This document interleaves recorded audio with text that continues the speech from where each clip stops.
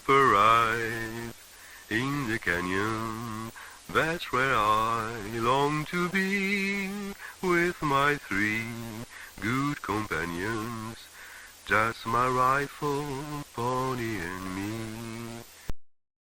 Bonsoir à toutes et à tous, ou bonjour, ça dépend de l'heure à laquelle vous allez découvrir cette vidéo. Nous, en tout cas, ce soir, on est le soir et on enregistre cette émission autour du MCU. Oui, effectivement, sur Microciné, on parle du MCU, donc on n'est pas si, élitiste que cela. Et c'est très important de parler du MCU parce que le MCU, c'est vraiment une révolution depuis 10-15 ans dans l'histoire même du cinéma. Et ça, c'est passionnant. Et on va en parler avec quelqu'un qui a été extrêmement patient me concernant. Et il est là et j'en suis vraiment très content, très honoré. C'est Jean-Christophe Faskill, son surnom quand il travaillait encore dans les jeux vidéo. De Train, merci beaucoup Jean-Christophe d'avoir accepté cet entretien. Avec plaisir, je suis toujours présent quand il s'agit de parler du MCU. En revanche, il faudra prévoir de m'arrêter un moment si jamais je pars dans mes longues logorées.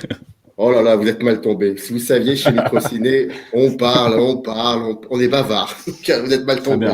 On va bien s'entendre alors. Ah oui, c'est mal barré. Non, et tu es là parce que tu as sorti le deuxième tome. Alors avec beaucoup de sincérité, je t'annonce que je n'ai pas lu le premier tome parce que je suis très honnête avec toi. Et j'ai lu par contre le second tome et c'est tout simplement le titre Dans les coulisses du MCU, du Marvel Cinematic Universe.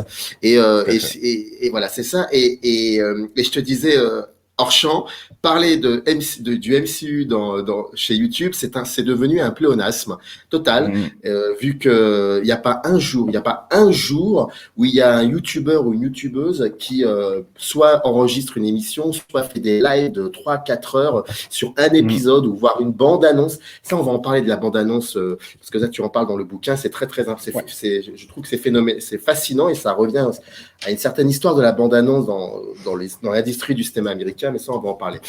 Moi, la première question que j'ai envie de te poser, elle est très, très simple et elle est très basique. Quelqu'un qui ne connaît pas cet univers, qui ne connaît uniquement que les comics, qui a lu comme ça, ici et là, de temps en temps, des histoires, des comics, et si on lui parle de ça, du MCU, du Marvel Cinematic Universe, de cette sérialité, de cette cohérence, de tout cela, il va poser la petite question très basique, très, très simple. Bien, mais est-ce que... Alors, il sait qu'un film Marvel a un style, mais ce serait quoi ce style ? C'est très difficile à dire parce que malgré tout ce qu'on peut dire en fait sur les films Marvel qui sont et j'en parle dans le bouquin d'ailleurs, c'est des films de producteurs avant tout, hein, donc c'est vraiment des films d'équipe et c'est pas des films au sens noble du terme avec un réalisateur à la tête du projet qui va instiller sa vision, etc. C'est plus une espèce de vision globale qui est chapeautée par Kevin Feige. Du coup, en fait, il n'y a pas vraiment de style parce qu'il demeure malgré tout, d'une certaine manière, la patte du réalisateur. Quand on regarde un Guardians of the Galaxy et qu'on compare avec un autre film, le premier Thor, par exemple, c'est pas du tout le même genre de cinéma, alors que ça se passe aussi dans des univers comiques. Donc, il y a vraiment une différence. Et puis surtout, il y a une envie de Marvel depuis le début de faire justement d'essayer de sortir de cette catégorisation de films de super-héros en fait. Kevin Feige, on parle très bien dans une interview, donc Kevin Feige c'est le boss de Marvel Studios en fait, hein, qui est un peu l'architecte du MCU, pour ceux qui ne connaîtraient pas. Il dit en fait, ça veut rien dire en fait film de super-héros. Est-ce qu'on dit je fais des films de romans, des films de comics et des films de romans, par exemple, c'est deux choses qui n'ont pas vraiment de sens. Et du coup, lui, en fait, ce qu'ils essayent de faire depuis le début, c'est de faire plutôt des films de genre dans lesquels on introduit une notion de personnage super-héroïque avec des pouvoirs, etc. Et c'est comme ça qu'on a un film comme le premier Captain America qui est plus un film de guerre, en fait, qui a été réalisé par un mec qui a un peu l'habitude des films d'époque, en fait, Joe Johnston. On a des films qui sont plus des espèces de délires comme les Guardians of the Galaxy. Donc on a vraiment des films qui vont dans plusieurs directions. On a du thriller un peu espionnage avec The Winter Soldier, par exemple, le deuxième Captain America. Donc même au sein d'une même franchise, on a plusieurs genres. Donc c'est vraiment très difficile de dire c'est quoi un film de super-héros. Si je devais le vendre à quelqu'un qui ne connaît pas du tout le truc, ce qui est un truc que j'aime pas faire d'habitude, parce que je le dis aussi plusieurs fois dans le bouquin, je suis pas du tout là pour convaincre les gens que ce sont des films qu'ils vont aimer ou que c'est des films qui méritent d'être aimés. On aime ou on n'aime pas le trip, ça c'est subjectif, mais je trouve que ce qui se passe autour de ces films est vraiment super intéressant d'un point de vue extérieur.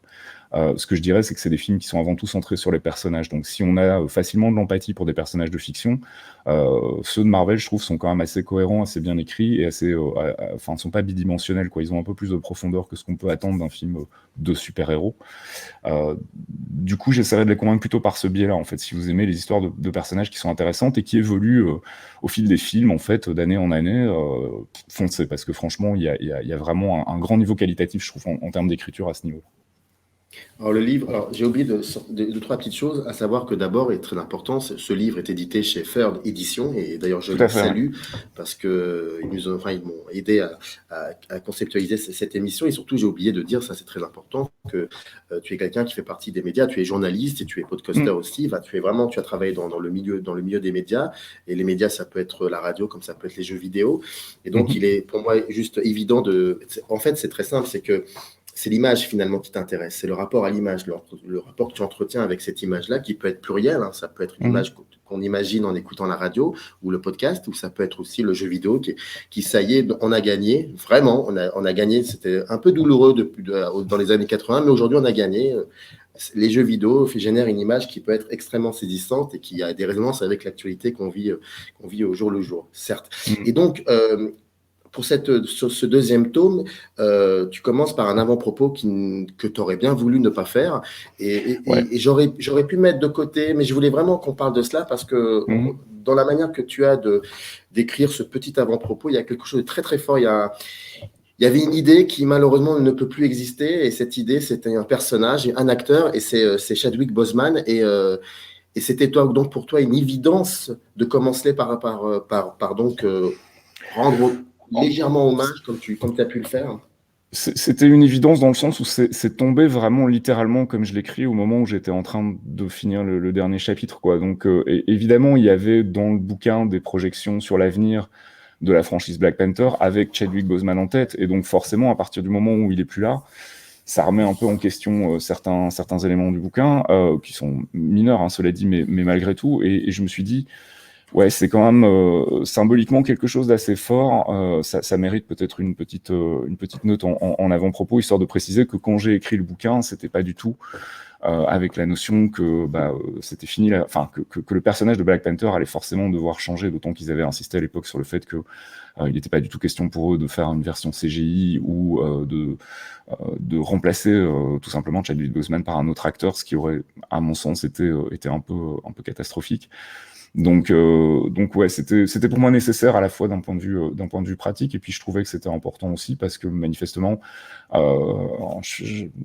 visiblement, j'appartiens pas à la communauté noire, mais donc j'ai cru comprendre que ça avait été quand même un vecteur symbolique assez important et avec beaucoup de retentissement, et donc c'est quand même un peu triste que ce symbole ait été un peu eu l'herbe coupée sous le pied. Enfin, on a cru à un moment que ça pouvait être le cas. Je fais confiance à Marvel Studios pour rattraper le truc et redonner de la puissance à ce symbole-là, mais c'est vrai que voilà, c'était un coup un peu dur. Et puis après, quand derrière, on apprend aussi que le mec, humainement, était quelqu'un de très, visiblement de très très bien, quoi. Je veux dire, pour avoir gardé ce cancer secret pendant aussi longtemps et continuer à bosser vraiment d'arrache-pied et tout, moi, je sais pas si je serais capable de le faire. Donc, il y a humainement aussi un peu de respect pour la personne, même si on la connaissait pas dans la vraie vie. Et donc tout ça mis bout à bout, je me suis dit ouais, je peux pas faire autrement que de commencer par ça. Et puis en plus, je suis content de voir que la couverture First Print est aussi un hommage à Black Panther, donc ça c'est vraiment chouette. Tu commences le tome 2 en revenant sur quelque chose que tu avais déjà écrit dans le premier tome, c'est cette fameuse date qui est, je crois, 2007 ou 2008 plutôt, je crois, quand on commence à découvrir les premières images d'Iron Man. Et il y a donc il y a Kevin Feige qui est avec tous ses assistants, toutes les personnes qui ont participé au film, qui est là avec le réalisateur, etc., Jon Favreau. Et puis il y a un spectateur qui vient. Elle est incroyable cette séquence parce que là, pour le coup, on l'imagine bien, on la visionne bien. Et il y a un spectateur qui arrive et qui pose une question extraordinaire, et en gros il demande à savoir s'il y a possibilité avec les personnages que l'on voit dans Iron Man, mais d'autres aussi qui existent au niveau du comics, est-ce qu'il y a comme ça une possibilité qu'il y ait peut-être d'autres films, voilà. Et Kevin va répondre très simplement en disant écoutez, oui, et d'ailleurs tous ces personnages à un moment ils vont former ce qu'on appelle les Avengers. En fait, la question est très simple, c'était en tête depuis très longtemps dans sa dans son On le esprit. saura jamais, on le saura jamais vraiment en fait. Il y a une grosse difficulté quand on essaie de creuser un peu les coulisses justement de ce qui se passe dans le MCU et chez Marvel Studios, c'est que ce sont des gens extrêmement secrets qui communiquent vraiment très rarement et de moins en moins. Ils communiquaient beaucoup plus au début sur l'envers du décor, etc. Dans les bonus des DVD, des Blu-ray, on avait vraiment beaucoup d'infos, on en a beaucoup moins aujourd'hui. Et du coup, c'est toujours un peu spéculatif, mais des interviews, en tout cas, de ce que Kevin Feige relate et de ce qui est relaté par les autres producteurs autour, l'idée était vraiment que ça, en fait, à la base. Hein. C'était vraiment qu'une idée. C'était de se dire, OK, on a un catalogue de personnages sur lesquels on a encore les droits, avec lesquels on peut faire mumuse. Qu'est-ce qu'on peut faire avec ces personnages-là? Il se trouve que ça forme les Avengers. Et au moment où il l'annonce, je pense qu'il n'y a pas vraiment encore de plan très défini chez Marvel. Si je dis pas de bêtises, c'est cette année-là, quand ils ont donc annoncé, quand il a répondu à cette fameuse question à laquelle tu faisais référence, qu'ils ont aussi annoncé un film Nick Fury, en fait, qui n'a finalement jamais vu le jour, qui a été remplacé par Iron Man 2. Donc ça veut dire qu'ils n'avaient pas encore vraiment de plan très très concret. Ils avaient une idée, ils avaient une envie, et en plus, à ce moment-là, Iron Man n'était pas encore sorti, donc ils ne savaient pas si ça allait fonctionner. Et puis je rappelle qu'il y avait quand même à la clé quelque chose d'assez important, c'est qu'ils avaient emprunté 500 millions à peu près aux banques, et qu'en gros, s'ils n'arrivaient pas à s'en sortir, s'ils faisaient faillite, derrière, ils perdaient tous les personnages des comics, en fait. Ils avaient vraiment mis tous les personnages sur la table. Donc il y avait quand même des gros enjeux. Donc je suis pas sûr qu'ils avaient déjà cette vision-là, mais je pense qu'elle s'est construite organiquement dans la tête de Kevin Feige et des gens qui bossaient avec lui, et que je pense que c'est pour ça aussi qu'elle s'est construite organiquement à l'écran, parce qu'ils y sont allés par petits à-coups en se disant, tiens, si on intégrait tel truc, finalement, on peut effectivement aboutir aux Avengers. Et je pense pas qu'en 2007, ils avaient déjà une idée très concrète. Je pense qu'en 2009-2010, ça devait déjà être un petit peu plus consistant, effectivement. Et est-ce qu'en 2009-2010, Kevin Feige, il avait comme ça une espèce de cahier des charges sur la manière de raconter une histoire, sur la manière de la filmer, sur la mise en scène, sur le style, sur tout cela? Est-ce que c'est quelque chose qu'il a essayé d'imposer entre parenthèses? Parce que ce sont des films ce sont des films de producteurs, en fait. Tout à fait, Ça renvoie aux grands studios, aux grands studios américains des années 20, 30, 40, la MGM, tout ça, où il y avait un style. Quand les gens voyaient un film MGM, ils savaient que ce serait un film très porté sur le luxe de ce genre de choses. Et Universal, c'est les films d'horreur, pour schématiser. Mais est-ce qu'il y a eu ça chez lui dans son envie, sans vouloir, de créer cela au sein du MCU? C'est-à-dire, attends, la question c'est... En fait, la question c'est très simple, c'est est-ce que il y avait est-ce qu'un cahier des charges a été pensé pour pouvoir voilà. Je pense qu'à mon avis, oui. Je pense qu'on peut pas nier le rôle d'architecte qu'il a eu sur le MCU. Et clairement, s'il y a quelqu'un qui a eu une vision tout en haut en se disant on va faire ça et on va dans cette direction, c'est lui. Maintenant, ça reste clairement un travail collégial. Ça reste un boulot entre les réalisateurs, entre les scénaristes, entre les producteurs, entre Kevin Feige. Pendant tout un temps, ça a aussi été des histoires de négociations avec Marvel Entertainment, donc Ike Perlmutter, qui était le big boss de la maison mère de Marvel, avant que ce soit remis sous tutelle de Disney. Donc il y a vraiment un travail collectif qui se fait autour d'une idée. Je pense que lui a une idée, en général, ce qu'on retire des interviews qu'il a pu donner, c'est que en règle générale, il dit voilà, ton film, il va commencer là avec les personnages dans telle situation, ou en tout cas dans tel état, et il doit se terminer là parce que nous, on voudrait bien embrayer sur tel truc et tel truc. Ce qu'il faut savoir, c'est qu'ils font aussi des réunions régulièrement entre les réalisateurs des différents projets en cours, donc ces réalisateurs se parlent, les scénaristes se parlent, tout le monde se parle, tout le monde donc sait plus ou moins où est l'autre projet, et ce qui permet justement d'avoir ce côté bien imbriqué, autant que faire se peut, des éléments qui se contredisent pas, et que les choses évoluent ensemble vers un arc narratif plus global. Je pense pas que ça dépend exclusivement de Kevin Feige, je pense que lui donne l'impulsion, c'est où ça doit commencer et où ça doit se terminer, et qu'entre les deux, c'est vraiment une discussion avec tous les gens qui collaborent au projet, sachant que lui a forcément le final cut, mais ça reste à mon sens une discussion, et je pense que c'est pour ça que c'est riche en fait. Alors, on rentre dans des notions subjectives, hein, mais pour moi, ça reste un univers très riche, justement parce que c'est cette interaction de différentes forces créatives, et c'est vrai que ça se ressent plus sur certains films. On a beaucoup plus l'impression de la patte de James Gunn sur un Guardians of the Galaxy qu'on a l'impression d'avoir la patte de Peyton Reed sur le premier Ant-Man. Peyton Reed n'a pas vraiment de patte non plus, donc voilà. Enfin, encore une fois, ça dépend du réalisateur et tout, mais on sent qu'il y a vraiment un travail collectif, et que on sent que ces gens travaillent ensemble, et que c'est justement de ce travail collectif que naissent ces idées qui sont pour moi super intéressantes et super bien menées, et que c'est pour ça que ça fonctionne aussi depuis plus de 13 ans maintenant.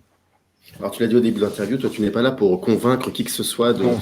Voilà, c'est ça. Mais tu es là aussi pour contextualiser et planter un décor. Eh bien, moi, je vais reprendre une fameuse. Enfin, il y a plein de critiques négatives. Enfin, il y a plein de points de vue négatifs Et je peux les entendre.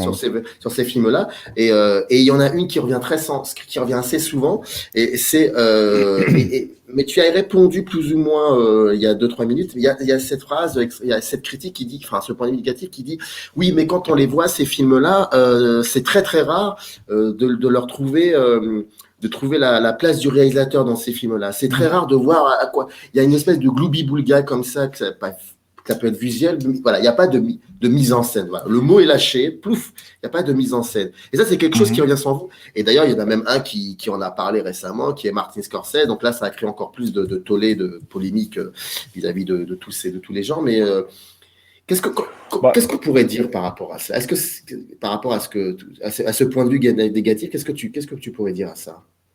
Déjà, comme je disais tout à l'heure, je pense que c'est pas le cas de tous les films. Ça dépend aussi du réalisateur. Il y a des réalisateurs qui ont une identité plus forte ou qui peut-être ont plus de meilleures idées et qui donc finalement arrivent à mieux faire passer leurs pattes dans un film. Et je pense notamment effectivement à James Gunn.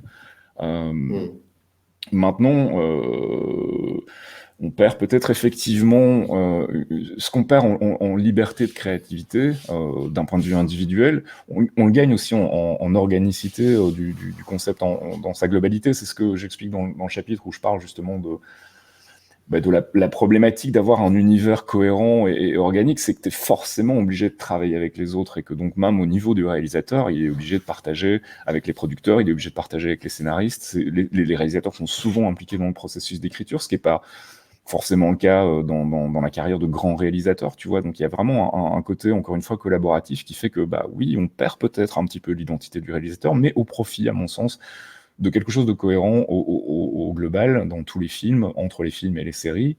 Ce qui fait quelque part la richesse du truc, à mon sens, et encore une fois, je comprends parfaitement que les gens n'aient pas envie de se fader 23 films et X séries télé pour comprendre pourquoi tel personnage en est arrivé là. Et je peux parfaitement entendre ça. Moi, il se trouve que je trouve ça génial et que j'ai retrouvé pendant une dizaine d'années au cinéma ce que j'avais dans les séries télé, c'est-à-dire l'impatience de voir le film suivant pour voir où ça va aller, pour voir comment vont évoluer les personnages, etc. Maintenant, en plus, on peut le voir aussi en série télé, donc moi, je suis ravi. Plus de contenu de Marvel Studios, c'est très bien pour moi, mais voilà, effectivement, ça nécessite quelques concessions au sens artistique, dans le sens où t'es pas tout seul derrière la caméra et le réalisateur n'est plus le patron du projet, clairement. Mais c'est pas pour autant, c'est pour ça qu'il faut pas virer dans le binaire, tu vois, dans l'excès inverse, c'est pas pour autant que parce qu'il n'a plus le contrôle définitif sur son produit, ça veut dire qu'il n'y a plus du tout sa patte dedans. Parfois ça clash, comme ça a été le cas avec le premier Ant-Man et Edgar Wright, qui est parti du projet parce que clairement ça prenait pas la direction que lui voulait. Et quelque part c'est très bien, tu vois, c'est simple, pouvoir se dire, ils sont débarrassés, ils ont éjecté Edgar Wright, qui est quand même un grand nom, et ils savaient qu'il allait y avoir du backlash, etc., et des retours négatifs, parce que clairement ils partageaient pas la même vision. Et c'est effectivement Kevin Feige qui tranche à la fin, c'est lui qui a la thune, c'est lui qui a Marvel, donc c'est normal que ce soit lui qui prenne la décision finale. Donc au final, je pense que ça dépend des films, ça dépend des réalisateurs. Et en soi, c'est pas un mal non plus. Enfin, des films de producteurs, c'est devenu un peu la norme à Hollywood aujourd'hui, surtout dans les blockbusters. Et c'est pas pour autant que c'est forcément négatif, quoi. À partir du moment où c'est un producteur qui a suffisamment de vision pour que le projet soit cohérent et qui en plus a suffisamment d'intelligence que pour bien s'entourer et s'entourer avec des bonnes personnes et les laisser faire leur travail quand il s'agit de les laisser s'exprimer, je pense que voilà, il a prouvé aujourd'hui que ça fonctionnait, quoi. Même, après qu'on aime ou qu'on n'aime pas, tu vois, on peut pas nier le succès public du truc non plus. Donc c'est qu'il y a quelque chose qui fonctionne dans sa démarche.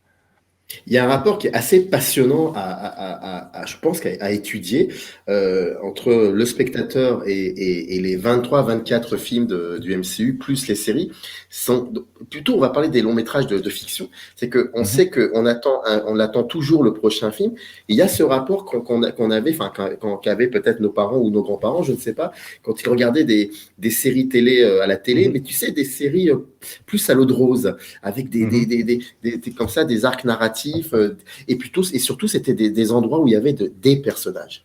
Mhm. Et ces personnages étaient très importants. Et j'ai l'impression que c'est ça, selon moi, enfin pas selon moi, parce que c'est ce que tu dis dans ton bouquin, c'est ça, c'est la force même du MCU, c'est la manière qu'ils ont eu de se réapproprier des personnages qui existent déjà dans les comics, mais d'en faire quelque chose qui ne soit plus des silhouettes ou des hommes, mais vraiment des personnages en chair et en os qui peuvent parler à n'importe qui.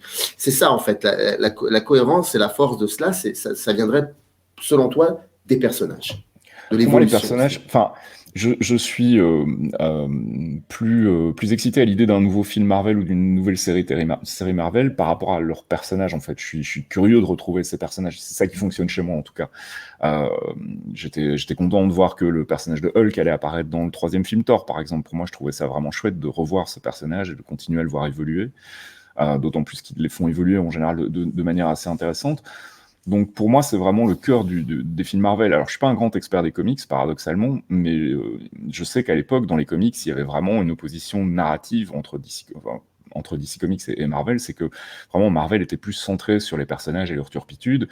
Chez DC Comics, on avait plus des espèces de dieux vivants qui incarnaient des valeurs, etc. Donc on n'avait vraiment pas du tout le même traitement des personnages, et ça se retrouve encore aujourd'hui au cinéma, à mon avis. Et c'est ce qui m'intéresse finalement dans la MCU, c'est de voir ces personnages évoluer. Et ok, peut-être que l'histoire sera pas folle ou renversante ou super intéressante, mais en même temps, entre la première minute et la dernière minute du film, les personnages auront évolué, auront eu des interactions intéressantes. Et moi, c'est ça que j'ai envie de voir en fait finalement. Donc c'est ça qui m'accroche en fait au MCU. Et puis après surtout que ce côté, enfin l'univers est vaste quoi, donc ils peuvent vraiment partir dans toutes les directions. Ils vont faire un film de kung-fu dans pas longtemps. Ils ont fait une série télé qui était complètement psychédélique.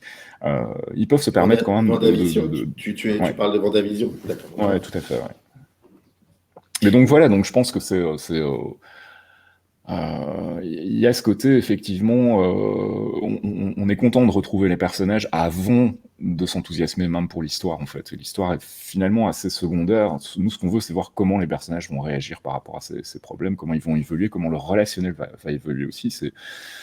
C'est un peu comme en sport, tu vois, quand tu as une espèce de super équipe qui se forme avec plein de joueurs super connus que tu apprécies, bah, tu as la même chose au cinéma avec des personnages qui se retrouvent et qui vont agir ensemble. Il y a un côté un peu jouissif dans le truc qui fait que voilà, ça fonctionne. Mais oui, clairement, les personnages pour moi sont vraiment le nerf du MCU, quoi. Il y a quelque chose que tu viens d'évoquer, c'est le fait que tu n'es pas un grand lecteur de comics. Tu disais c'est Mhm. paradoxal. Et ça, c'est Mhm. intéressant parce que beaucoup de gens, il y a ce qu'on appelle les fans. Et ça, c'est assez incroyable parce que il faut que comment a fait Kevin pour essayer de mettre en place une structure qui permet de faire des films comme il l'entend, plus ou moins, et en même temps de satisfaire un petit peu ce qu'on appelle les fans. Et ça, je sais que Mhm. c'est une entité très très forte vis-à-vis du MCU. Comment cela s'est passé? Alors, je suis pas tout à fait d'accord sur le fait qu'il soit toujours très enfin qu'il arrive à toujours satisfaire les fans de comics parce qu'il y a plusieurs moments où il a vraiment pour le coup, était un peu à contre-courant. Je pense notamment au Mandarin dans Iron Man 3, qui a vraiment fait couler beaucoup d'encre chez les puristes des comics. Donc, en gros, pour résumer, ils en ont fait une adaptation très moderne en fait du personnage, qui est finalement qu'une espèce de représentation à travers les médias d'une menace terroriste, mais qui n'est pas un terroriste en lui-même. C'est juste un acteur qui a été engagé parce qu'il avait un look un peu menaçant et une voix menaçante. Et quand on apprend ça et qu'on découvre qu'en fait le mec derrière est un pitre et qu'il y a un vrai terroriste qui se cache derrière tout ça, ça n'a pas plu aux fans de comics. Donc je suis pas tout à fait d'accord avec le fait qu'il va toujours essayer de satisfaire, mais cela dit, là où il a réussi, c'est qu'il a été, dans l'ensemble, globalement respectueux du matériau d'origine, en fait, de l'essence même des comics Marvel. Alors, effectivement, ils doivent l'adapter à leur sauce pour à la fois surprendre le public et puis aussi faire des choses qui sont possibles de raconter en 2 heures et demie ou en 6 heures quand il s'agit d'une série. Mhm. Mais globalement, oui, effectivement, il a réussi à satisfaire un peu tout le monde, mais surtout, je pense qu'encore une fois, on en revient à cette notion de personnage. Je pense que ce qui a fait que ça a fonctionné sur le grand public, c'est avant tout parce que c'est pas des films de super-héros comme on peut l'entendre, comme vous pouvez l'entendre en tout cas au début des années 2000, mais c'est vraiment des films de personnages qui sont des super-héros. Et du coup, on s'attache pas, mais si on s'attache, on est parti pour un moment, quoi. Et ces personnages que tu étudies dans ton livre, on dit souvent un film dit quelque chose du monde dans lequel on vit, dit quelque chose de la Mhm. société, tout ça. Les films du MCU disent quoi en gros? de cette société dans laquelle on vit? Qu'est-ce que ça dit exactement, selon toi? Je pense que c'est une interprétation personnelle. Il y a un côté effectivement très mythologique, enfin mythologie moderne en fait dans les super-héros. Hein, c'est un peu notre dieu à nous. On y croit à moitié, tu vois. Enfin, on va au cinéma, on s'investit pendant 1h30, 2 heures, on a notre suspension d'incrédulité qui fonctionne et donc on est dans le truc. Mais voilà, on n'est pas dupe non plus. Il y a une espèce de côté un peu incarnation de valeurs qui sont pas toujours des valeurs positives non plus. Hein. On a aussi des personnages qui sont plus nuancés. Euh, je sais plus pourquoi je parlais de ça du coup. On parlait Je te posais la question, selon toi, qu'est-ce que ça dit exactement, tous ces films? Qu'est-ce que ça voilà. dit Ouais. de notre monde? Donc il y a ce côté d'une part un peu mythologique, et puis de l'autre côté, je trouve qu'il y a un côté très pertinent par rapport à ce qui se passe dans le monde aujourd'hui, et qui est du coup véhiculé par le biais du relationnel de ces super-héros qui sont finalement des personnages enfin voilà, qui interagissent avec les autres et qui donc ont des inquiétudes, des questionnements, des doutes, des problèmes, etc. Et enfin, je sais pas si tu as vu la dernière série de Falcon and the Winter Soldier. J'ai vu quelques épisodes, j'ai pas encore Bon, terminé. il y a un côté politique quand même très prégnant pour un truc de super-héros. Alors oui, c'est pas de la grande étude politique et machin, mais ça reste important d'avoir ce genre de truc-là dans les films. Winter Soldier avait des interrogations très contemporaines aussi sur la surveillance, sur les bienfaits de la surveillance ou les méfaits de la surveillance. On en parlait à Iron Man 3 avec son mandarin qui a été modernisé pour en faire une espèce d'icône des médias. Il y a quelque chose de très contemporain aussi là-dedans. Donc il y a vraiment un miroir, je trouve, dans ces films aussi qui est important et qui fait que je pense que c'est aussi une des raisons pour lesquelles ça s'ancre aussi facilement dans l'inconscient collectif, hein, dans notre culture populaire, c'est que ça nous raconte des histoires qui sont très contemporaines et pas des trucs un peu qui sortent complètement du champ de notre quotidien en fait et qui sont, enfin, je veux dire, encore une fois, pas de jugement critique, mais un Batman v Superman par exemple, on n'est pas du tout dans des considérations politiques ou des problèmes de la société ou comment est-ce que les êtres humains gèrent le quotidien, etc. On est vraiment là dans l'affrontement de deux espèces de super-hommes. Et ça fonctionne aussi. Enfin, tu vois, je veux dire, il y a un public pour ça et c'est bien. Moi, je cherche plus quelque chose qui à la fois est contemporain et permet de m'échapper aussi un peu en, enfin, je sais pas, en présentant des choses qui sont raccrochées à la réalité malgré tout, en fait. C'est assez difficile à expliquer, en fait, mais je trouve ça vraiment, par exemple, très intéressant d'avoir dans The Falcon and the Winter Soldier un organisme qui est né, en fait, de ce fameux blip de 5 ans. Donc, pendant 5 ans, t'as la moitié de la population globale qui est partie. Dans un concept normal de super-héros au premier degré, tu pourrais te dire, bon, bah voilà, il y a la moitié de la population, mais elle est revenue, donc tout va bien.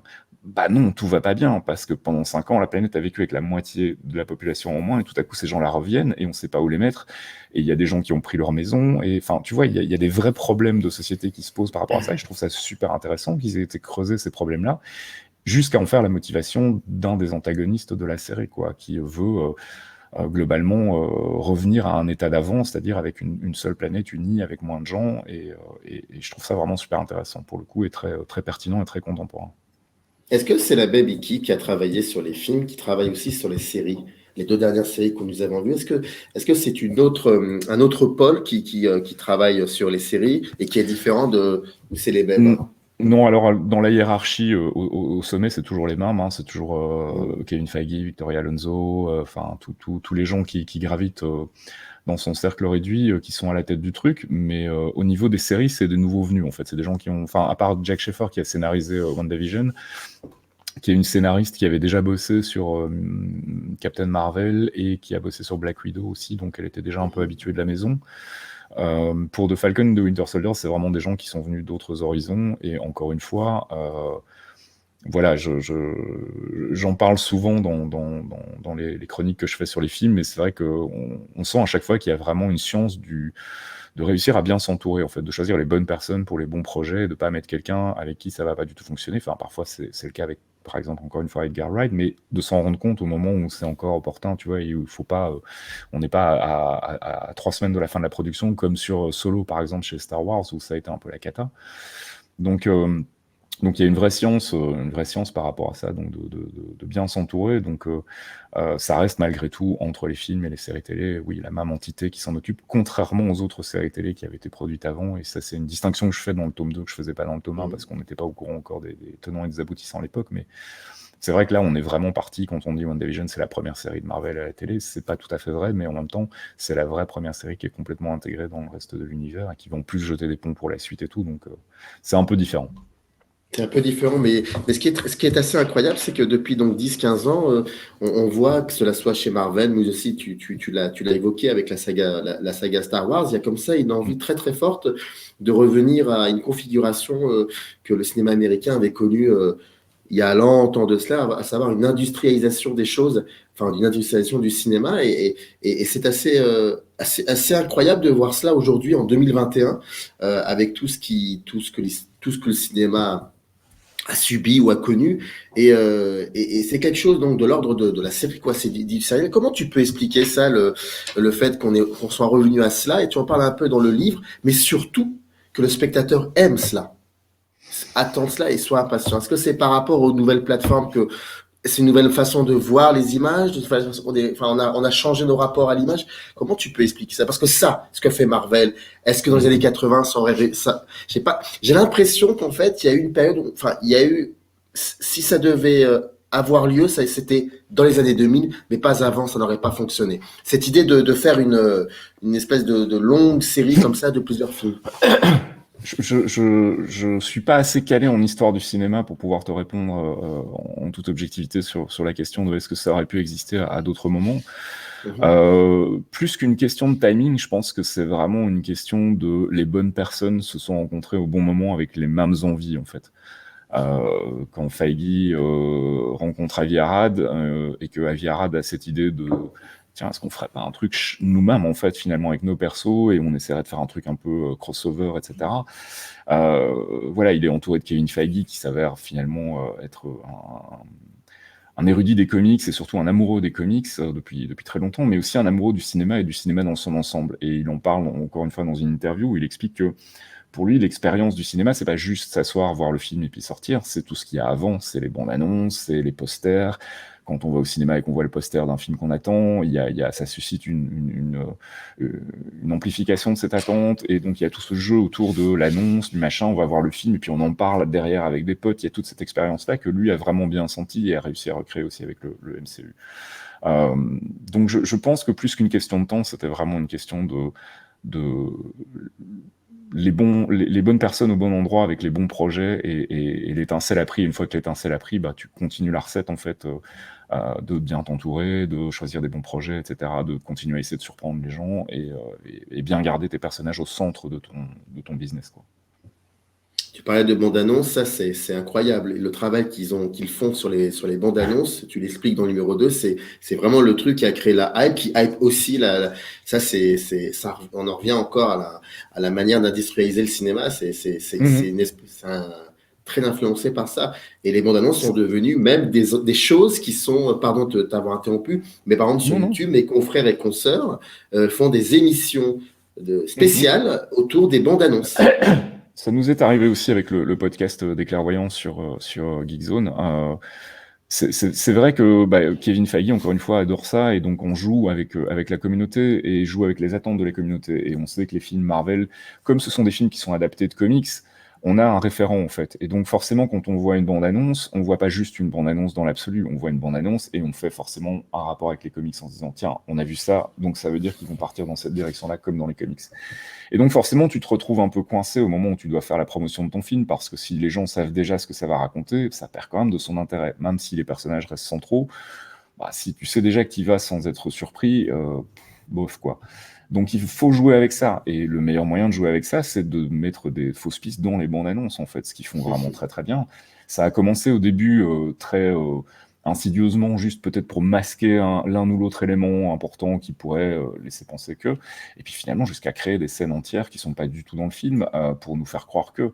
Et c'est cool, parce que du coup on a en fait au final ce qu'on attend d'une bande-annonce, c'est-à-dire une envie d'aller voir le film. On a plus un feeling, on se dit ah ça va être comme ça va être chouette. Et puis on va voir le film, et au final le film raconte pas exactement ce qu'on pensait, mais c'est exactement le feeling qu'on a eu dans la bande-annonce. Donc c'est pas très très grave au final. Et c'est cool s'ils peuvent en jouer. Moi je trouve ça vraiment très malin de d'entretenir en fait ce jeu enfin cette interaction un peu ludique avec son public, quoi, de dire voilà, on n'est pas juste là pour vous balancer nos films et puis vous les appréciez ou pas, mais on balance nos films. Non, on joue un peu avec vous, on joue avec vos attentes, on sait qu'ils sont sur les forums de Reddit et qu'ils lisent un peu ce qui se dit, qu'ils entendent les rumeurs, les machins, et qu'ils jouent avec ces rumeurs justement. Donc ça, c'est vraiment chouette. Il y a cette anecdote absolument géniale. Enfin, moi, je trouve ça génial. Euh, donc, il y a dans le deuxième Iron Man, il y a un moment où Tony Stark tombe face à un gamin qui est déguisé en Iron Man. Et voilà, c'est une anecdote, c'est rigolo, c'est juste un gamin déguisé en Iron Man. Il se trouve que dans les forums sur Reddit, on a commencé à extrapoler en se disant ah, ça pourrait, d'un point de vue continuité, parfaitement être Peter Parker. Et ça serait génial que ce soit lui, etc. Ça serait un chouette clin d'œil et tout. Et Kevin Feige a déclaré dans une interview, bah oui, ok, d'accord. On prend ça comme étant un élément officiel du canon MCU. Le gamin que croise Tony Stark dans Iron Man 2 est effectivement Peter Parker jeune, avec son déguisement et tout.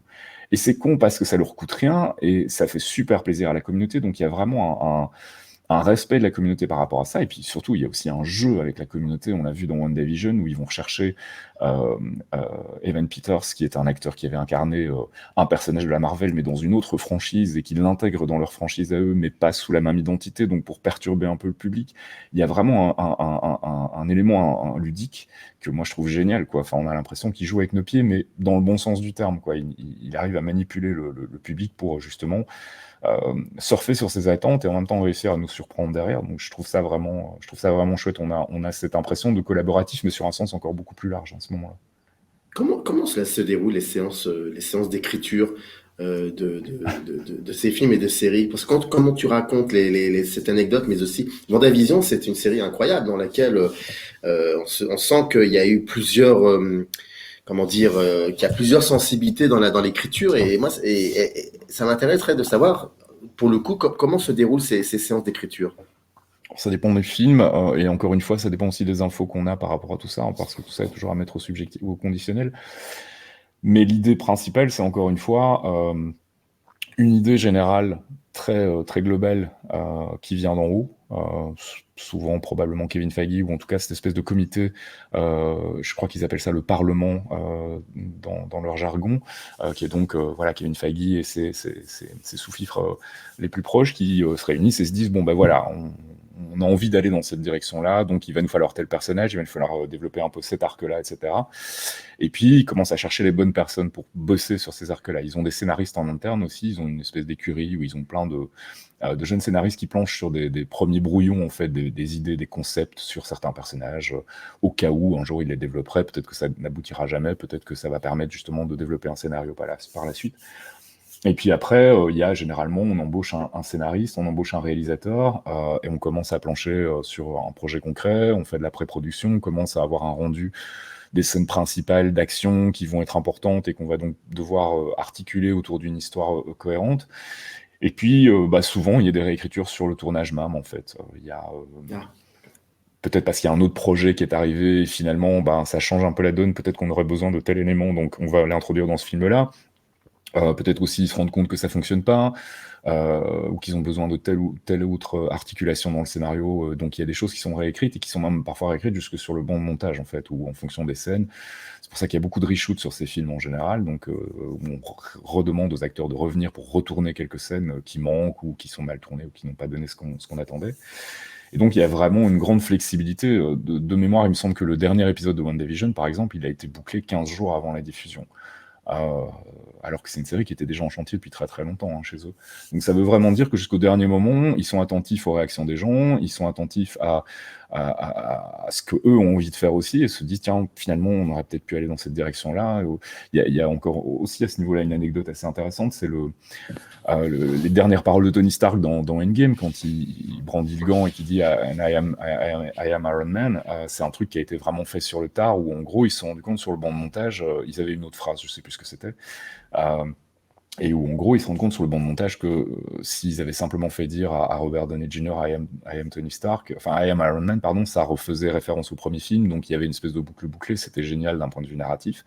Et donc ils ont reconvoqué Robert Downey Jr. qui lui avait tourné la page et était un peu dur à convaincre, mais il est revenu, il a tourné cette scène, mais vraiment ça s'est fait à la dernière minute sur le banc de montage. D'accord. Et voilà, cette flexibilité-là aussi leur permet vraiment de s'adapter. Puis de pas avoir peur de l'effet escalier, quoi, de se dire on peut avoir une bonne idée jusqu'à la dernière minute, on trouvera un moyen technique de l'introduire dans le film.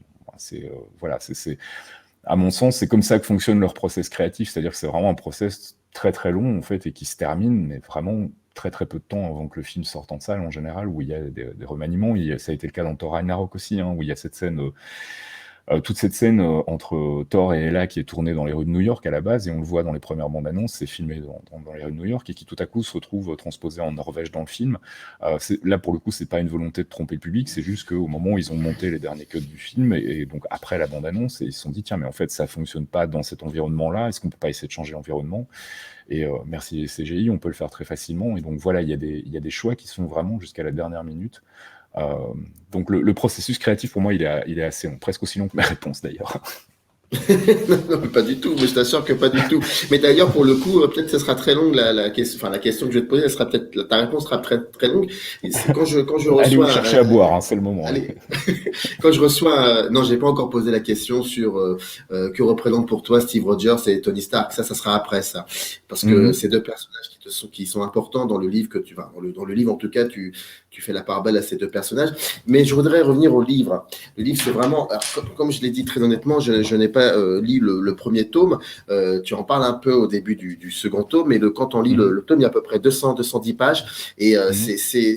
j'aurais voulu connaître ta méthode pour travailler sur les personnages, parce que c'est un livre dans lequel tu étudies pas mal, tu étudies surtout les personnages du MCU, et j'aurais voulu comprendre comment ta méthodologie. C'est une question qui m'a, enfin, ta réponse m'intéresse pour savoir comment tu t'es réapproprié ces personnages, quand tu as décidé comment les définir. C'est Ouais. vraiment, c'est passionnant, je trouve. Bah, en fait, juste pour préciser un truc, le premier tome, en fait, c'était vraiment que des chroniques de coulisses, en fait. Il y avait que ça. On allait du premier film Iron Man jusqu'à Spider-Man Homecoming, je crois. Donc, et en gros, c'était un chapitre, un film. Ça avait commencé comme dossier sur Geekzone.fr et ça avait été ensuite compilé, agrémenté, etc. Mais il n'y avait pas d'analyse en fait, et ça m'avait frustré. Et donc je me suis dit, bah, le deuxième tome, j'aurai moins de films, donc j'ai de la place, je vais me risquer à faire une analyse en fait, en tout cas une analyse personnelle de l'arc des personnages. Et quant au process par rapport à ça, ma démarche, j'en parle depuis très très longtemps dans un podcast tous les mois. Donc, à force, si tu veux, de faire des analyses de personnages, de scénarios, de machin du Mhm. MCU depuis des mois et des mois et des mois, ça a commencé à devenir relativement naturel d'en parler, en fait. Et donc, le processus a été finalement assez facile. Dans un premier temps, en tout cas, jeter les bases de ma réflexion parce que j'avais des idées, j'avais repéré des trucs, notamment cette notion d'arc croisé pour Tony Stark et Roger. Je trouvais ça vraiment super intéressant de voir que les personnages évoluaient vraiment de manière antagoniste en permanence. Et je me suis dit, il y a sûrement un truc à faire, et puis il y a sûrement peut-être qu'il y avait une volonté aussi de ma part de légitimer le MCU, ce que j'avais peut-être pas suffisamment fait dans le premier bouquin, en disant, regardez, il y a quand même des bases narratives solides. Si j'arrive à les analyser sur 30-40 pages, bah, c'est qu'il y a des choses à dire, donc c'est que c'est pas fondamentalement inintéressant. Et donc au final, c'était surtout cette volonté-là, et donc c'est venu assez facilement. Après, il a fallu l'écrire en bon français avec des belles phrases et tout, donc ça prend beaucoup plus de temps chez moi en général. Mais jeter les bases, vraiment pour moi, ça a été simple parce que je connais vraiment les films très très bien, je connais l'univers très très bien. Euh, c'est pas non plus des personnages ultra complexes, hein, on va pas se mentir, hein, c'est pas non plus, je suis pas en train de faire de l'analyse de films de David Lynch, que j'adore aussi, mais je sais que par exemple, si je devais faire écrire un bouquin sur Twin Peaks, il va falloir que je potasse quand même plein de trucs, de concepts et de trucs qui me sont complètement étrangers.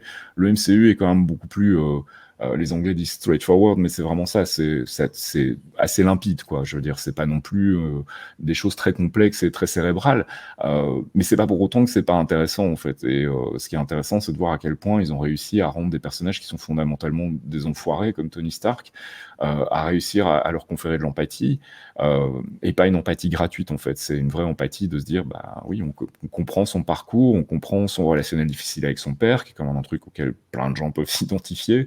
Et donc, il y a vraiment une notion très humaine à tous ces personnages qui fait que voilà, ça permet d'avoir des arcs super intéressants. Et donc, voilà, pour moi, ça a été assez facile à écrire. Vraiment, voilà, j'ai juste couché sur papier mon ressenti par rapport à ces personnages-là et pourquoi je trouvais que c'était des arcs intéressants et si pas intéressants, en tout cas bien construits. Les deux personnages que sont Steve Rogers et Tony Stark sont, selon toi, les deux extrêmes du MCU. Et qu'est-ce qu'ils représentent pour toi, ces deux personnages que tu mets, que tu abordes plus longuement, en tout cas Alors, je dirais pas déjà que c'est pas vraiment les extrêmes du MCU. En revanche, ce sont des antagonistes quasi permanents, en fait. Et donc, forcément, il y a une dynamique intéressante d'un point de vue narratif. À partir du moment où tu as des antagonistes qui sont pas des antagonistes manichéens, donc il n'y a pas un gentil, il n'y a pas un méchant. Il y a deux mecs qui, en fait, ont des idées, des conceptions différentes, qui sont défendables. Ou pas. Enfin, voilà, c'est des personnages qui sont dans le gris, en fait, en permanence. Et qui vont évoluer en fait dans un sens où on a effectivement à la base un Steve Rogers qui est plutôt quelqu'un d'altruiste, qui est un symbole, qui est prêt à se sacrifier pour son pays, qui saute sur une grenade pour sauver ses potes au camp d'entraînement militaire, donc qui est quelqu'un de vraiment pour le coup très très altruiste. Et on a en face un Tony Stark qui est au début de son arc et tout l'inverse, un personnage ultra égoïste, ultra narcissique, très imbu de lui-même, qui a absolument aucune valeur si ce n'est la valeur de l'argent. Et en fait, on se retrouve à la fin de tout cet arc avec un Captain America, un Steve Rogers, qui est devenu finalement très narcissique et très égoïste, puisqu'il décide de revivre, en fait, enfin, de s'accorder cette vie qu'il a jamais eue, et donc de retourner dans le passé, de vivre sa romance avec Peggy Carter, ce qui est quand même un acte ultra égoïste. Et en face, on a Tony Stark qui est devenu ultra altruiste et qui se sacrifie. Et ce qui est intéressant, c'est de se dire, bon, ben voilà, on est parti de ces points-là, on est arrivé à deux extrêmes des deux côtés. Est-ce que ça se tient, en fait? Est-ce que c'est logique? Est-ce que l'évolution de ces personnages a du sens? Et ce qui m'a rassuré, c'est que quand j'ai commencé à creuser, je me suis dit, mais oui, vraiment, il y a du sens, quoi. Il y a un sens, et c'est pas juste pour avoir deux antagonistes en permanence, mais il y a vraiment un sens à leur évolution et à leur progression et à leurs arcs. Et je sais qu'on a parfois, enfin, j'ai souvent lu les critiques par rapport au MCU qui disaient, oui, mais bon, les personnages n'ont pas de sens, ils servent juste à servir l'action, etc. C'est vrai dans une certaine mesure, et ils sont un peu là pour ça aussi. Enfin, je veux dire, quand on conçoit la construction d'un blockbuster, c'est comme ça. Il faut que les protagonistes soient des éléments qui font avancer l'intrigue aussi. Mais en même temps, on a réussi quand même à construire des personnalités qui se tiennent, qui sont cohérentes et réalistes. Et c'était pas forcément gagné, parce que partir d'un personnage qui est quand même pas super intéressant à la base, Steve Rogers, c'était peut-être intéressant dans les années 50, ça l'est pas trop. Le super patriote empreint de valeur, etc., c'est un petit peu désuet aujourd'hui. Quand même réussir à rendre ce personnage-là intéressant, justement en le mettant dans cette juxtaposition avec l'univers contemporain et en s'intéressant à comment il évolue dans ce monde moderne où finalement tout a été chamboulé, et où il se rend compte que la patrie, c'est plus vraiment ce que c'était, et que tout le monde n'est pas digne de confiance, et que peut-être ses valeurs sont mal placées. Et c'est intéressant de le voir progresser. C'est intéressant de voir Tony Stark progresser aussi par rapport à son relationnel avec les armes, avec comment il a construit son empire, cette culpabilité d'avoir construit son empire sur les armes, et le fait qu'il répète sans arrêt les mêmes erreurs, en fait, où il essaye de faire quelque chose qui lui semble bien dans son délire à lui, mais qui au final cause plein de problématiques. Je rigole souvent en disant que c'est un des big bad du MCU, en fait, Tony Stark, parce que si on regarde bien dans les intrigues, c'est souvent lui qui est à l'origine de ce qui se passe et des malheurs qui se produisent dans les films, donc et de voir qu'à la fin lui se sacrifie, voilà, et ça, tout ça est mérité, en fait. Il y a rien de gratuit, il y a pas de poudre aux yeux. C'est, si on suit le MCU depuis le début, tout ça est cohérent, en fait, et c'est ça qui est intéressant. Quelles ont été les répercussions de cette immense entreprise qui s'appelle le MCU sur le cinéma américain d'aujourd'hui? Alors, encore une fois, je suis pas un expert du cinéma, donc je vais rester dans le champ que je connais et que je maîtrise, mais moi, je pense qu'en fait, il y a eu malheureusement un impact négatif, dans le sens où j'ai l'impression que les gens qui ont essayé d'émuler le succès du MCU n'ont pas compris pourquoi ça fonctionnait, en fait. Et se sont dit, ah ben en fait, ce qu'il faut faire, c'est mettre plein de personnages, avoir leur franchise, et puis les mettre tous ensemble, et c'est ça qui fait que ça fonctionne. Et en fait, on s'est rendu compte chez DC que ça ne fonctionnait pas.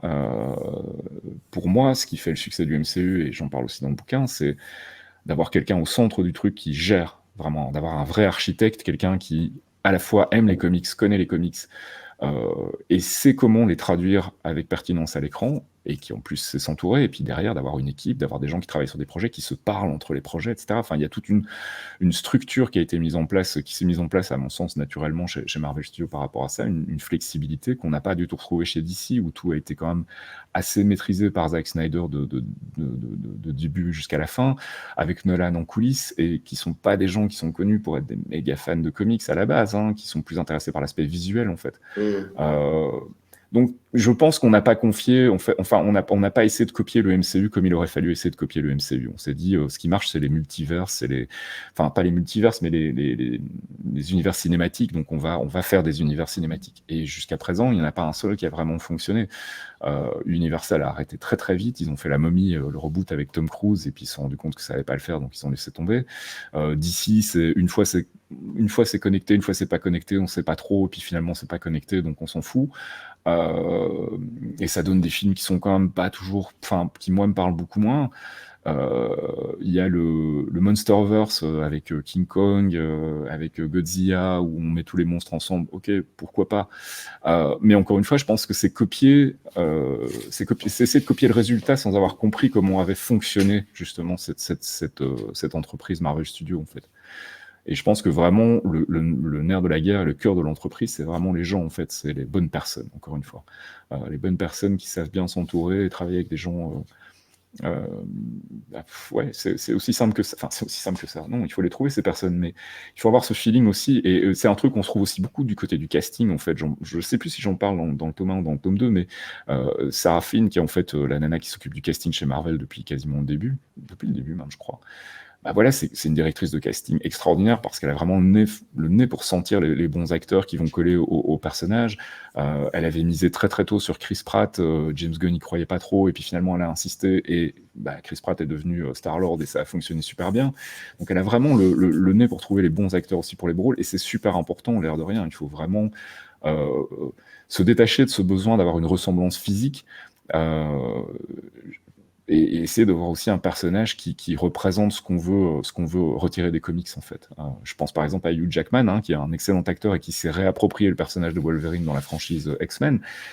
Mais en même temps, quand tu compares avec le personnage des comics, le Wolverine des comics, il est tout petit, il est un peu trapu, c'est un espèce de gros râleur, et là, tu as cette espèce de statue de 2,50 m qui est Hugh Jackman, ultra baraqué, ultra fit et tout. C'est pas Wolverine des comics, donc... il y a ça aussi, en fait, il y a le casting qui a une part importante, je pense, de la réussite du truc, et pas juste se dire on va faire des univers connectés, en fait, et c'est ça qui fait que ça marche, en fait. Je pense que le succès de Marvel Studios, il n'est pas allé chercher de ce côté-là, en fait. Il a cherché du côté du casting, des personnages, de l'écriture, et du fait que c'est vraiment un travail d'équipe depuis le début, et que c'est ça qui fait que ça fonctionne, quoi, à mon sens. Il y a quelques questions d'abonnés te concernant, et c'est drôle que tu évoques Wolverine, parce qu'il y a une transition qui est parfaite. Voilà, c'est une question de Thomas D qui pose, l'intégration potentielle des X-Men dans le MCU. Est-ce que c'est un vrai challenge scénaristique? Alors je dirais pas que c'est un challenge scénaristique. Je pense que c'est un challenge de casting. Parce qu'en fait, on a un gros problème. J'en parle comme si j'étais Marvel Studios, mais Marvel Studios a un gros problème aujourd'hui. C'est qu'en fait, qu'on aime ou pas la franchise X-Men et ce qu'elle est devenue, Hugh Jackman reste le Wolverine du cinéma. Il a joué le rôle pendant plus de 10 ans, il l'a incarné avec suffisamment de brio pour que ça fonctionne, malgré, comme je le disais, les différences de carrure par rapport au personnage dans les comics. Et donc, il s'est vraiment approprié le personnage au cinéma. Et aujourd'hui, inévitablement, la personne qui va être castée pour jouer Wolverine va être comparée au maître étalon, va être comparée à Hugh Jackman, et ce serait le cas si on recastait un Tony Stark aujourd'hui, tu vois. Si quelqu'un disait, tiens, moi aussi je vais faire Tony Stark, on va le comparer à Robert Downey Jr., et c'est normal.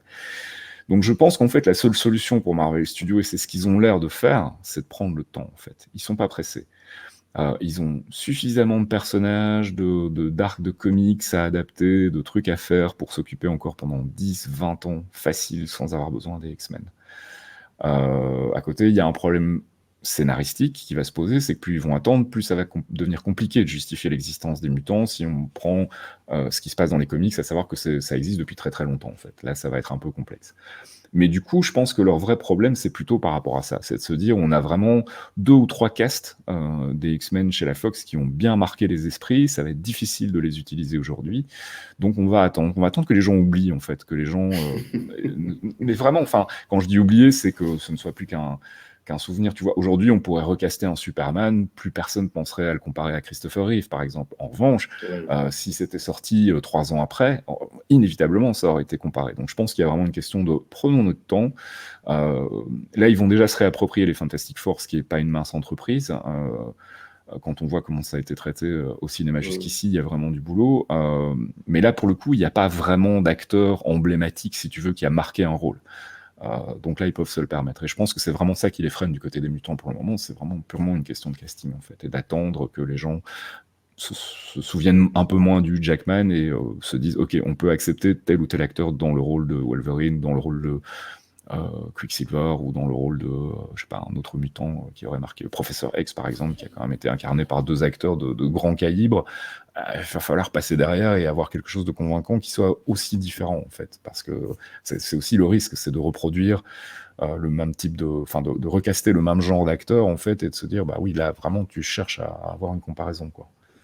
Si on devait comparer ça avec le DCU, par exemple, eux, j'ai l'impression qu'ils ne prennent pas forcément le temps. Quand tu vois le Batman chez Snyder qui est joué par Ben Affleck. Ben Affleck, ouais. Ben Affleck. Autrefois, c'était Christian Bale qui jouait ce rôle-là. D'ailleurs, moi, personnellement, je fais une digression subjective. Pour moi, je ne sais pas pour quelle raison, ça restera toujours, et ça devait toujours rester Christian Bale. Et quand Snyder est arrivé avec lui, avec Ben Affleck, c'est vrai qu'au départ, je me suis posé la question, c'est bizarre, ça peut se faire ce genre de choses. Et en fait, oui, parce que j'avais pas compris que ce sont des univers parallèles, tout ça, et je l'ai compris plus tard. Mais là où je veux en venir, c'est que il y a un nouveau Batman qui va arriver et qui ne sera pas joué par Ben Affleck et qui sera joué par pardon, je m'en souviens plus de cet acteur qui est Robert Pattinson. Ouais, tout à fait, ouais. Et par contre, pour le coup, eux, ils prennent pas le temps DCU. Non, et en même temps, j'ai envie de dire, ils sont un peu dans la même logique que l'était Sony à l'époque avec les Spider-Man, c'est-à-dire que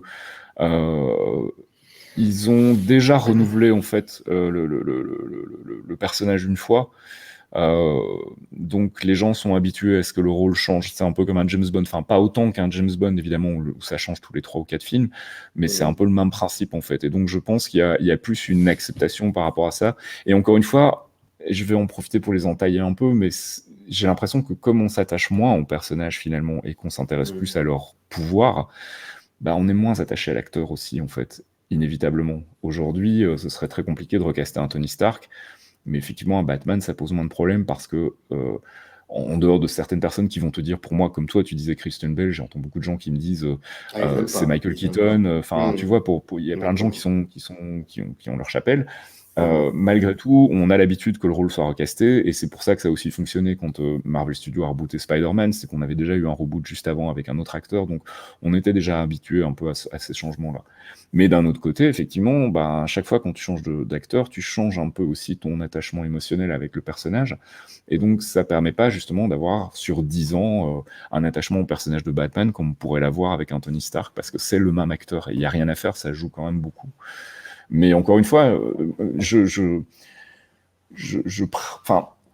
envie de dire, je pense que c'est ce qu'aurait dû faire Warner et DC depuis très longtemps, c'est se cantonner à des arcs courts, des trilogies, avec un acteur, avec un personnage, éventuellement peut-être faire 1 ou 2 crossovers pour le fun, mais ne pas essayer de partir sur une espèce d'univers cohérent avec les mêmes acteurs, etc., sans avoir pris les précautions d'usage quant à avoir une narration sur le long terme, avoir quelqu'un en haut qui chapeaute le projet et qui s'assure que tout ça reste cohérent, et puis surtout en sécurisant des contrats aussi, ce que je pense qu'ils n'ont pas fait.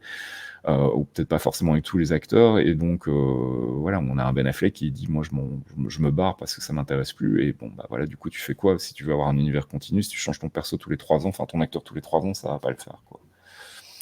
Donc je pense que c'est super important aussi, et c'est aussi ce qui fait la différence pardon entre Marvel et DC, c'est que je pense qu'il y a vraiment un sens du long terme aussi, et de se dire bon ben on va essayer de caster la bonne personne tout de suite et savoir qu'elle peut s'investir sur 3, 4, 5, 6 films pour qu'on puisse justement créer cet attachement émotionnel avec le personnage et le public qui est vraiment le centre de leur truc quoi.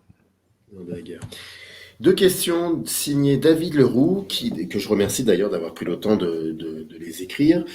Le MCU peut-il être plus considéré comme une série, à la manière des séries télévisées, que comme une saga cinématographique? Donc ça, c'est la première question. Je poserai la seconde après que tu aies répondu à la première. Oh, je pense que c'est une question de nomenclature. Dans l'absolu, je vois pas spécialement de différence. Saga, j'ai l'impression qu'on est plus dans le domaine d'un Star Wars, tu vois, où on a effectivement une saga familiale qui tourne autour d'une même famille, ce qui a été la force et la faiblesse aussi de la franchise Star Wars. Mais là, pour le coup, je suis pas un expert, donc je vais pas en parler. Mais pour moi, c'est vraiment ce qui a fait une grosse partie de la difficulté aussi, c'est qu'au bout d'un moment, on en avait un peu marre des Skywalker, on voulait autre chose dans Star Wars, quoi.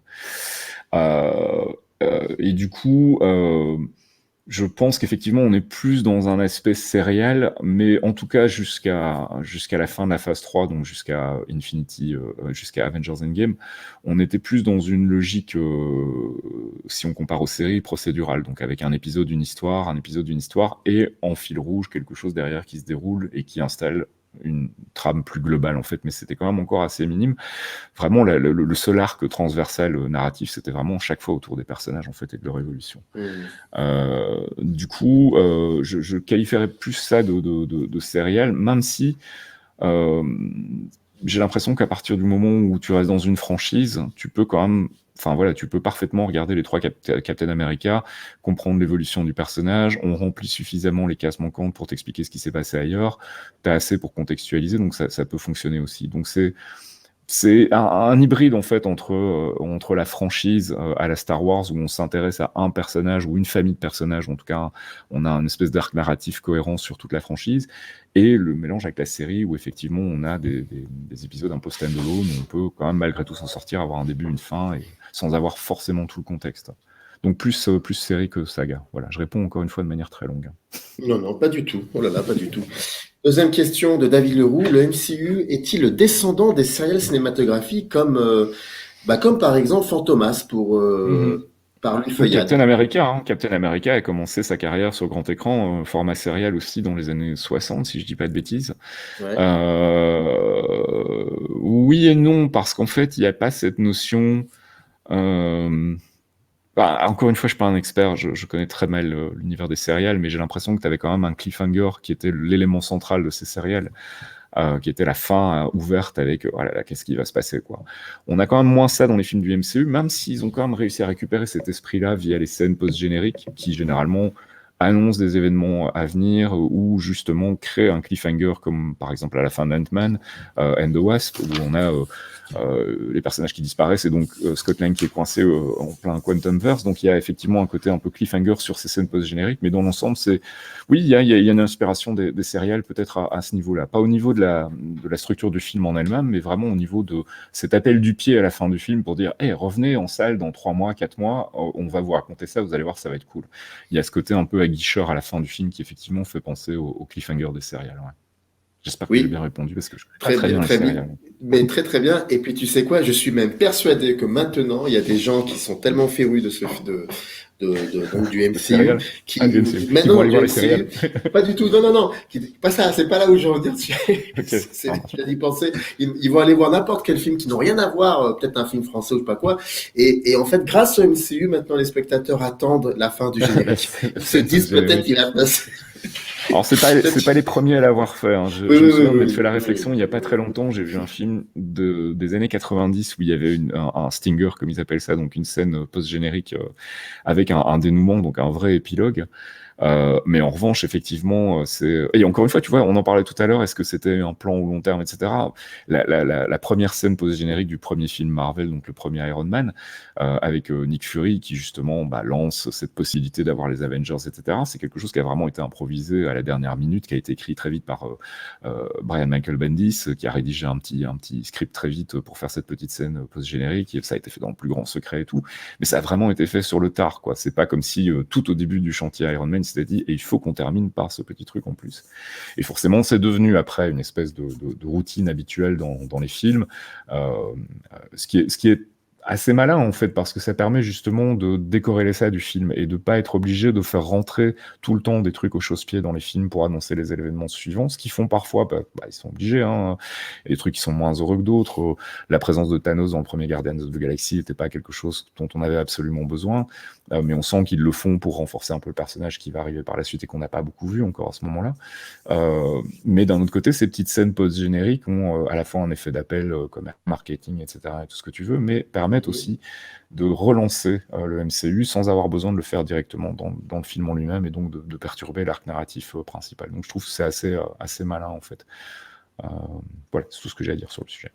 Il y a une dernière question et qui va clôturer cette conversation passionnante, mais je pense que la réponse à cette question, en fait, c'est la conversation que nous avons depuis 1h05. C'est Isabelle Cavalier qui est une fidèle abonnée de la chaîne et qui dit, selon vous, quels sont les avantages et les inconvénients des films du MCU?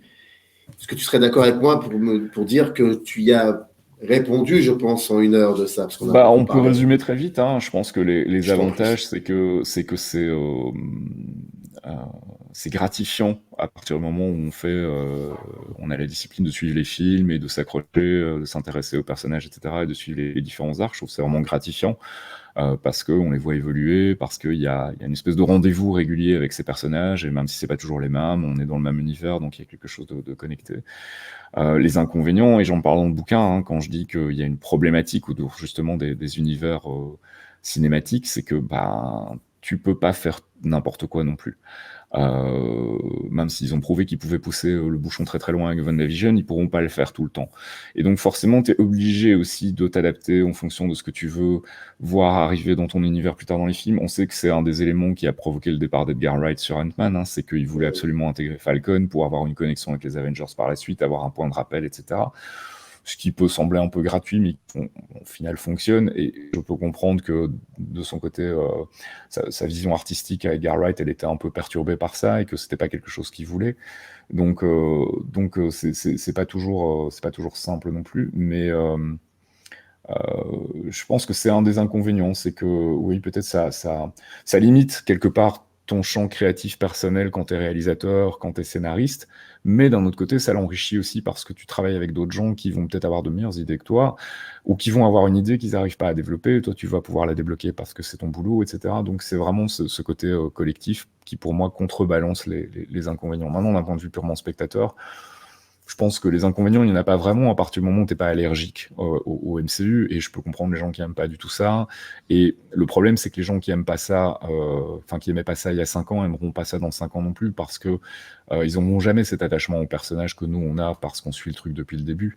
Et donc forcément, ils vont arriver dans un truc où ils vont se sentir un peu exclus, un peu peut-être de plus en plus exclus à mon avis, parce que Kevin Feige a beau dire que ce sera pas nécessaire de mater les séries pour comprendre le film et vice versa. Il y a un moment où ça va le devenir malgré tout parce que, encore une fois, cet attachement au personnage, il se fait pas en un claquement de doigts et en une ellipse dans un scénario ou une contextualisation de 3 minutes sur une série qui a duré 6 heures. Tu vois, tu peux résumer, mais tu pourras pas avoir véhiculé la même émotion.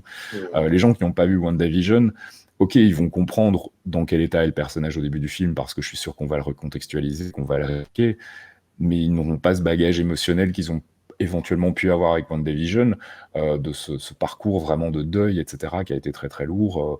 Et quand on aime bien le personnage, c'est vraiment, on a souffert avec elle, etc. On n'a pas ça, évidemment, quand on arrive dans Doctor Strange 2, où elle sera présente aussi. Donc ça, c'est un des inconvénients, c'est que c'est quelque chose qui demande quand même malgré tout un investissement. Si tu veux vraiment profiter du MCU, je pense qu'il faut vraiment que tu regardes tous les produits Marvel Studios. Et que tu t'y intéresses parce que voilà, c'est comme ça que tu vas développer l'empathie pour les personnages. Donc moi je le vois pas comme un inconvénient parce que j'adore ça et en général ils m'ont pas déçu, mais je peux comprendre qu'effectivement ce soit un point d'entrée et je pense qu'on va en arriver au même stade que les comics, hein, c'est qu'à un moment il va y avoir un tel bagage historique derrière le MCU que si tu veux y rentrer dans 10 ans ou dans 15 ans, tu vas devoir te faller tous les films avant pour comprendre comment on est arrivé là. Donc effectivement, oui, tu te limites aussi quelque part dans le temps. Mais je pense que vu que là, ils ont un public quand même assez imposant qui les suit, je pense qu'ils sont pas prêts de changer leur fusil d'épaule. Et on continue d'entendre, en tout cas moi autour de moi, je continue d'entendre des gens me dire tiens, Marvel, j'ai regardé tel truc ou tel truc, en fait, j'étais passé à côté, dans quel ordre il faut que je regarde des films, est-ce qu'il faut que je regarde des séries télé, est-ce que machin, qui commencent à s'intéresser au truc aussi, parce qu'ils se rendent compte que voilà, il y a manifestement quelque chose dans lequel il y a moyen de s'investir émotionnellement et on en a bien besoin en ce moment. Je pense que, en tout cas, ce genre de conversation me donne envie peut-être de reconsidérer certaines choses. Voilà, je n'en dirai pas plus. Encore une fois, c'est pour ça mon objectif n'est absolument pas de convaincre qui que ce soit. Hein. Je peux parfaitement. J'ai de très très bons amis que je ne citerai pas, saluteuses, qui n'aiment pas du tout le MCU. Et on peut en parler et on peut ne pas en parler. Et c'est pas pour autant que voilà, je vais pas aller lui dire tu passes à côté de quelque chose d'énorme. Non, si lui ça lui parle pas, ça lui parle pas. Maintenant moi ça me parle et j'ai essayé dans le bouquin simplement d'expliquer pourquoi moi ça me parlait et pour les gens à qui ça parle aussi leur dire voilà les petits éléments qu'on a de comment ça se passe, comment c'est fabriqué tous ces petits films, toutes ces petites séries, etc. C'est super intéressant donc voilà, on n'a pas du tout. Enfin, moi, j'ai jamais eu vraiment de vocation. Je suis pas critique, j'aime pas la critique. Enfin, je sais pas écrire de critique. Je veux dire, je suis incapable d'écrire une critique de film, même si j'ai détesté, parce que l'exercice me fatigue dans le sens où j'ai envie de convaincre personne. Si j'ai pas aimé un film, j'ai pas aimé un film, c'est pas grave, et je vais pas aller essayer de convaincre quelqu'un que c'est de la merde et qu'il a tort d'aimer ce film-là. Et à l'inverse, si j'adore un truc, je vais le partager. Parce que je me dis que les gens qui m'écoutent ou qui me suivent ont peut-être les mêmes goûts que moi, mais au final, mon but n'est pas du tout de les convaincre que c'est fantastique. Mais je pense que même si on n'aime pas les films du MCU, ça mérite qu'on s'y intéresse d'un point de vue historique est peut-être un grand mot, mais en tout cas, par rapport à l'histoire du cinéma, je trouve que ce qu'ils ont réussi à faire, c'est-à-dire de passer d'un studio indépendant avec finalement très peu de moyens et 500 millions empruntés à des banques, en 10 ans, de devenir une des plus grosses puissances hollywoodiennes, enfin, je veux dire, c'est du jamais vu à Hollywood, quoi. Donc, on sait rien qu'on sait, c'est intéressant. Dans les coulisses du Marvel Cinematic Universe, c'est le tome 2, c'est chez Third Edition. Toutes celles et tous ceux qui verront cette vidéo, sachez que dans le descriptif, vous avez un lien qui vous renvoie directement à la page dédiée au livre, si vous voulez vous le procurer. C'était Jean-Christophe Detrain aka Faskill pour ceux qui connaissent, qui a accepté cette interview. Je l'en remercie énormément. Je voulais absolument parler un jour du MCU chez Microsigné et au bout de 3 mois, Faskill est arrivé et il m'a, sans le savoir, sans le vouloir, je sais pas, convaincu de reconsidérer certaines choses et voilà. Donc, je l'invite dans quelques mois. Là, on parlera de l'intériorité des films. Avec plaisir. Non, moi, tu sais, tu peux m'inviter quand tu veux pour parler du MCU. Je suis un moulin à paroles et puis de toute façon, enfin, c'est toujours agréable de partager les choses qu'on aime. Ouais. Et encore une fois, tu m'aurais dit à la fin de cet entretien, oui, bon, ok, mais c'est pas pour ça que je vais aller voir les films. Et ben, c'est pas grave. En même temps, on a eu une discussion intéressante. Donc, si en plus derrière tu me dis peut-être que je vais quand même aller remettre les films. On va reconsidérer cela. Oui, on va peut-être reconsidérer ça parce que en fait, je n'ose pas te l'avouer, mais tu avais en face de toi ou à côté de toi, je ne sais pas, quelqu'un qui n'était pas vraiment très très sensible à ça. Mais j'avais très envie d'en parler. Parce que, voilà, parce que comme tu l'as dit, c'est très important, ça fait partie de l'histoire du cinéma et ce serait très très con de le nier en fait. Donc voilà, et ça me plaît. Et puis surtout, il y a un livre et ça c'est fascinant, il faut le lire parce que c'est vraiment très très intéressant. Merci beaucoup Jean-Christophe. Merci à toi Samir. Mais je t'en prie, merci à celles et ceux qui nous ont laissé quelques questions que j'ai donc posées auprès de Jean-Christophe. C'était prévu, c'était promis, je l'ai fait. Vous avez aimé cette vidéo, abonnez-vous. Si vous n'avez pas aimé, désabonnez-vous si vous voulez, c'est pas grave, c'est comme ça, c'est la vie. Mais la vidéo, elle reste, donc vous pouvez la revoir dans 5-6 mois comme les films Marvel et peut-être que vous vous réabonnerez, je sais pas, on verra bien. Merci beaucoup Jean-Christophe et on se retrouve très très vite et je vous souhaite une agréable fin de journée ou une agréable journée, je ne sais pas, ça dépend de l'heure à laquelle vous allez voir cette vidéo générique. Up arrive in the canyon, that's where I long to be, with my 3 good companions, just my rifle, pony and me.